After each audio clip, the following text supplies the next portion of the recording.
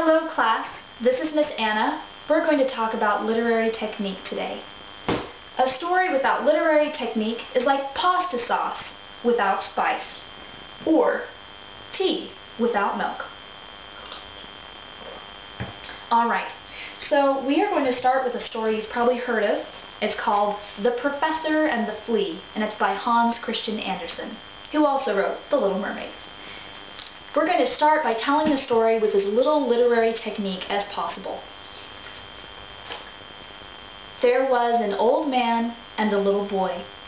The little boy dreamed of sweets. The old man dreamed of ballooning. One day the old man finally got to go up in his own balloon. The balloon blew up. The little boy grew into an adult and became a professor. He met a little woman who became his little wife. The little woman had a special trick where she would disappear into a box. One day, she never reappeared.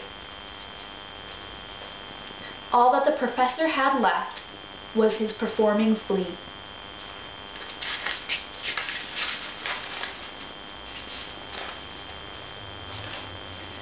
The flea would shoot off a little cannon, and the professor and the flea traveled around the world together in 4th class. They dreamed of making it to the other side of the world and paradise. When they finally made it to paradise, they found that the island was inhabited by savages.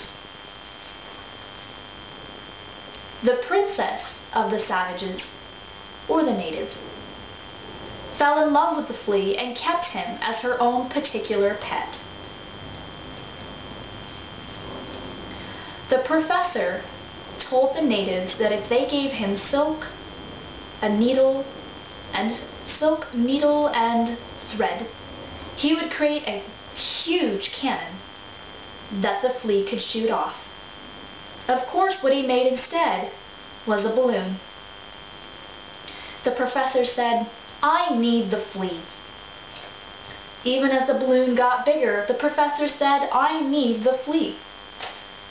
Finally, when it was finished, the professor told the princess that he needed the flea. Thinking that they would come back, the princess gave the professor the flea. They cut the ropes, and the balloon went high into the sky. The end. Alright, so we're going to try to tell that story again, this time using some different examples of literary technique. And I would encourage you to take notes. Alright, so The Professor and the Flea. Allusion. Allusion is when a text refers to either another text, other ideas. It puts the story into the greater web of literature and ideas. And it's wonderful for the reader because it gives them context for the story. So in this case, we could start out the story by saying, once upon a time, in a land not quite far away as Narnia, but not quite close, as close as your next door neighbor, there was a little boy who dreamed of sweets and an old man who dreamed of ballooning. One day, the old man got to go up in his own balloon. What do we have? We've got symbols, often repeated. This is a big idea that we'll talk more about later. But anytime something reoccurs in a story again and again, whether it's a certain color or a certain animal, object, word sometimes, anytime that something is repeated more than twice, I would circle it. And if it's a symbol, you can often tell just by, you can tell what it stands for by how the characters relate to it, how they feel about it. If there is a story set at a party and someone walks in with a, black hood over their face, and everyone in the party kind of skirts around this black hooded figure, you can probably guess that that symbol, whatever that figure stands for, isn't that great. In the case of Edgar Allan Poe's story, The Masque of the Red Death, that black hooded figure stands for death, the uninvited party guest. Anyway, so in this much cheerfuler story about ballooning, fleas, and old men, the balloon probably is a symbol for freedom. Oh no, the balloon goes pop. You all are already familiar with the idea of onomatopoeia. It's when the sound of a word mirrors the sound of the action in real life. So comic books love this. They love pop and crack and bang and so on and so forth. But onomatopoeia can be more subtle. It can be whistled and shattered and cracked. Anything where the sound of the word mirrors the sound of the real life action is probably onomatopoeia. So the old man kept filling his balloon with more and more hot air till finally, pop! And the piece of the balloon whistled to the ground around the feet of the horrified little boy. The little boy grew up into a professor, like a magician. But he never forgot ballooning and the old man who had taught him so much. So, metaphor and simile. Simile is a specific kind of metaphor. Metaphor is when one thing is likened to another, kind of like an analogy, but an analogy has a very specific form, and we'll talk about that later, and rhetorical devices, if not before. So, simile is when the metaphor uses the word like, and not so much like young people do today, where it's, dude, and like, but it is actually, the little boy grew up into a professor, a person like a magician. So that is a simile because it likens professor to magician. Now let's look for a metaphor. He met a little woman, round and colorful as a gypsy hedgehog. He married her and called her little wife. So the round and colorful as a gypsy hedgehog would be a metaphor, taking the two ideas of a gypsy hedgehog and the little woman, putting them together. All right. The little woman had a special trick where she would disappear into a box before the eyes of an audience and not reappear. One day, she disappeared altogether, and not even her husband knew where she had gone. Euphemism. You're familiar with this idea. It's any time someone needs to talk about something a little bit uncomfortable, so they substitute a more polite term for the rude term.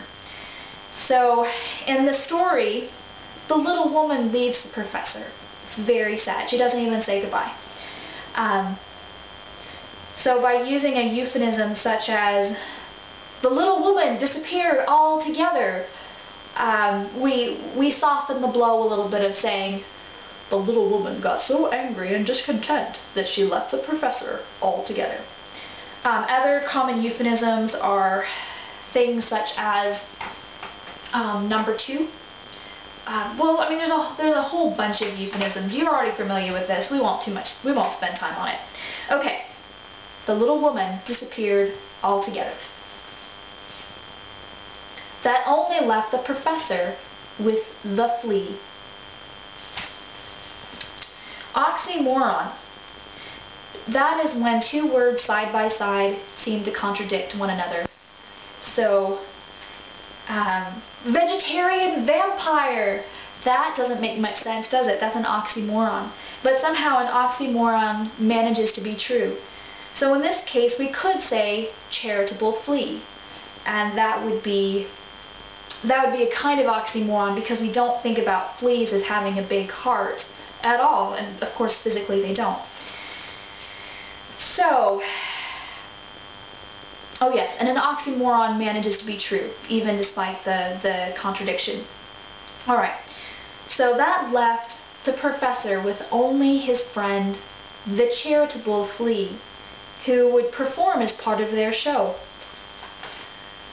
The flea would shoot off a little cannon before thousands of admirers. Imagery.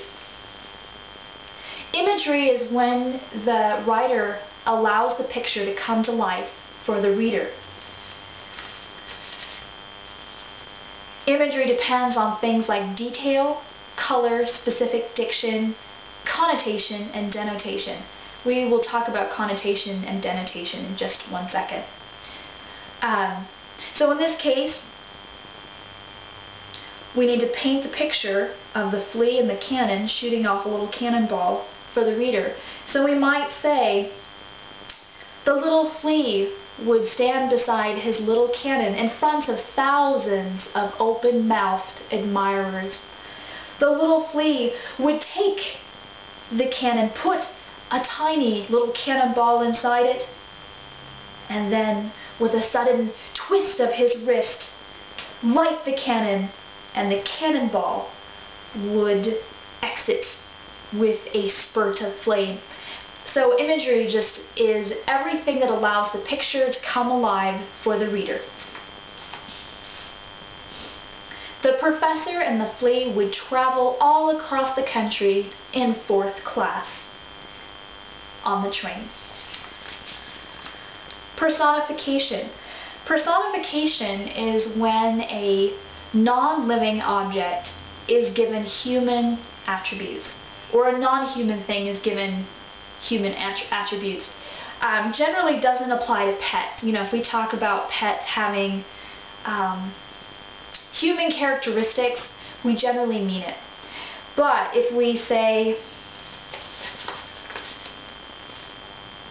if we describe 4th class, which is this little tiny orange car here at the end of the picture, as being mean-spirited and angsty, that's giving human attributes to a non-human object.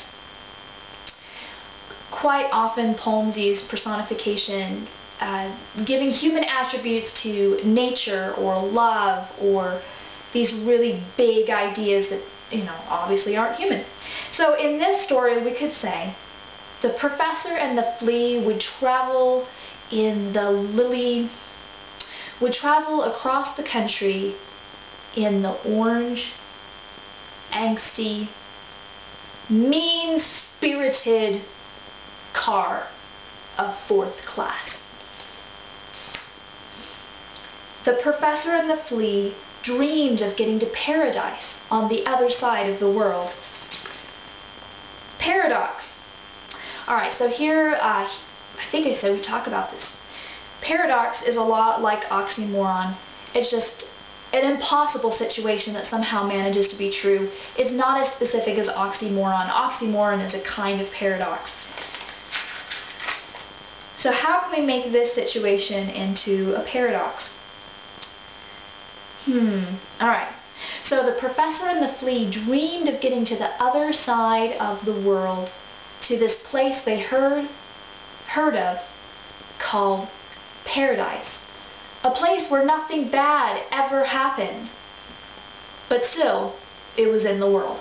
It's a little bit clunky there, but the whole idea is a paradox is an impossible situation that somehow manages to be true.